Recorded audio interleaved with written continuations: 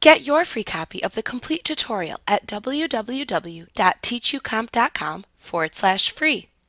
The print module, the layout style panel in the web module actually applies the default template for the layout style you select whenever you click a layout style within the layout style panel.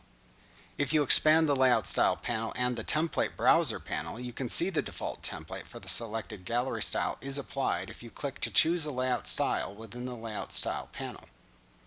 Be aware of this if you are tempted to click a choice in the layout style panel after customizing your current template, as doing this also applies all the other template settings of the layout style's default template too.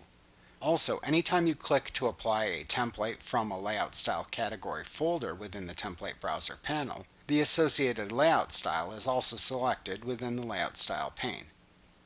You can also click the Find More Galleries Online button at the bottom of this panel to open the Adobe Exchange homepage in your default web browser if you would like to look for more gallery templates online in the Adobe Exchange site.